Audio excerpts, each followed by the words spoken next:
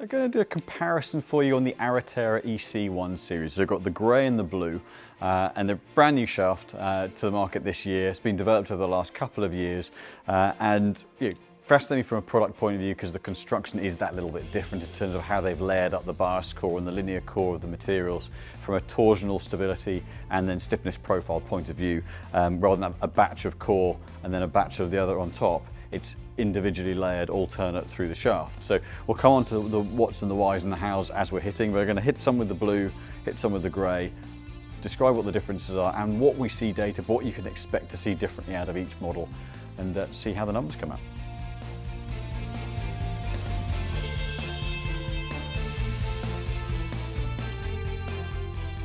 So, going to be hitting the Aretera Blue series first. Now this one is the more kind of moderate shaft. How they've layered them increases feel, but it's stability through the butt and the tip section and a more responsive midsection. But ultimately it's a consistency of the feel of this shaft that when I first hit it I was particularly impressed with. So I've got my own gamer driver head on there to give, so it gives me the best feedback and feel, because I know the head so well I can describe how the shaft feels for you. We're going to do a comparison between the two, but we'll start off with the blue. So it's always quite nice when a shaft company does something materially different, and that material difference for Aretera is that individual layering. So one layer bias core, one layer linear, then bias, then linear bias. And so what you're doing is you're, rather than having a batch of torsional rigidity and then a batch of kind of effectively bend profile rigidity, stiffness,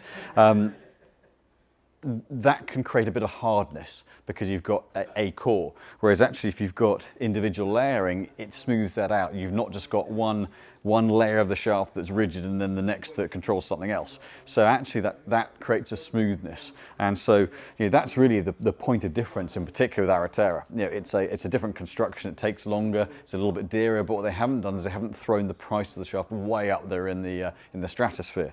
But what does it mean to hit with and to play with? So the blue series, I mean, they're both in principle midsection responsive, but the blue series hasn't got quite such a stable tip. So a little bit necky that one, but actually to swing with, it swings quite smoothly.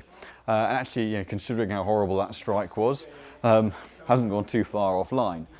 But you get some load and some kickback from the shaft, so you can really feel that midsection loading, which is something that if you're more of a kind of a moderate tempo player, a lot of the current shafts, when they go low torque, can go a little bit dead, but this one actually gives you some feedback out of it. So you don't have to work the shaft hard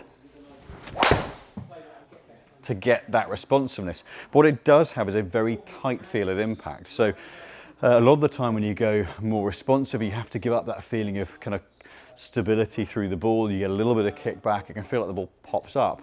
Now whilst that one had a bit of flight, and certainly the blue series is more of a mid-launch, mid-spin profile, or they might say mid to low, but essentially a mid-trajectory, it's still quite a very stable feel at impact. So for someone who, for want of a better phrase, wants as a right-hander sort of anti-left feel, but some kick from the shaft, that's where this shaft really stands out. Very, very good indeed. There are other shafts that get that sense of kick through the shaft, but you tend to feel like you lose a little bit of stability at impact, which is what I particularly like about this series.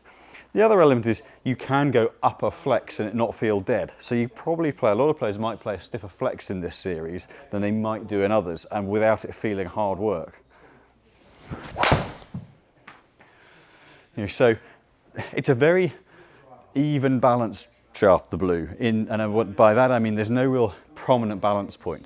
And I think in a very kind of preliminary test with this, I also said it's hard to pick a particular kick point. So the whole shaft loads and bends, and there's another shaft brand that have done something similar with the bend profile, but not necessarily the same thing with the materials.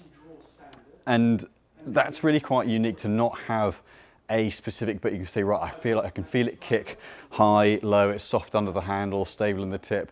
This one feels very smooth all the way through. So it's almost like the whole shaft loads and pops, but without that looseness at the ball. So I'll give this one more. But certainly, from a shaft point of view, something that feels like it can give you a little bit of help getting the ball airborne, but not flipping the club head. Very, very nice model indeed.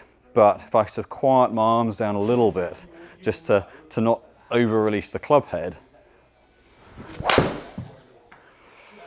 that means I don't turn the face over. That felt incredibly solid. And that one where I've toned my swing back a little bit from a delivery point of view, that's then got the strike and the strongest shot out of that. Still a little bit of draw, that's my shot pattern. But there's a real kind of pop through the shaft that you don't really get from many models. So I'm going to switch this into the grey, describe that, and then look at the results.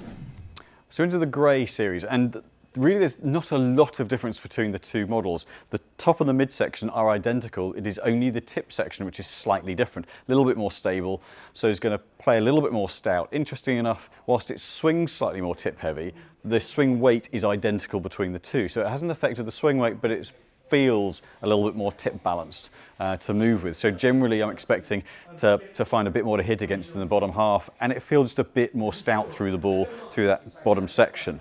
However, that responsiveness through the middle part of the shaft should still be there. So we'll get a few shots and we should see a little bit of a lower flight as well in principle, but we'll hit some and describe the feel for you.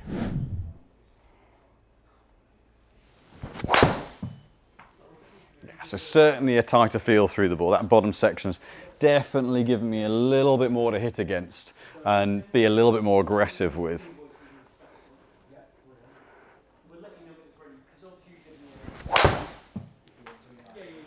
Yeah, so for me through the ball, because I respond to a bit of tip weighting, they say whilst the swing weight's the same, this definitely swings more tip heavy. So for me, that allows me to drop it in and pull against it a little bit more. What you'll probably notice with this, I get a couple more shots, but it doesn't go left quite as much as the blue series does. And that's not a stiffness thing, this is a balance side of things. So this just gives me a little bit more to hit against.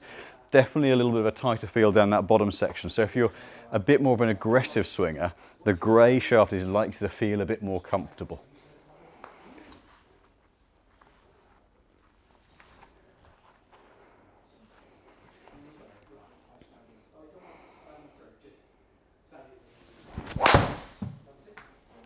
Yeah, so I can hit against that and not pull it left, which for me is a big win because my miss is left. So this makes me feel a bit more comfortable just to start building the speed with a little bit more. But if you're someone who's got a quieter tempo, this might feel a little bit hard work or a little bit harsh, and that's where the blue comes in. And then you can dial up and down the flexes just to get as much response as you want from that shaft within the different balance points and feels. Let's give this one more.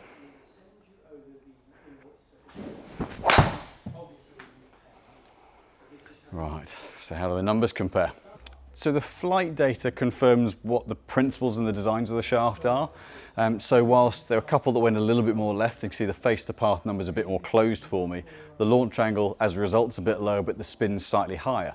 And you'd expect that from the design being slightly more tip responsive in the blue series and the grey being a little bit more tip stout. Club speed's crept up a bit for me with the grey. Again, backs up the fact that for me that's just a slightly more comfortable feeling shaft. So I was able to be a little bit more aggressive with it and not lose the club face. And that's purely a balance point thing. The dead weights are exactly the same.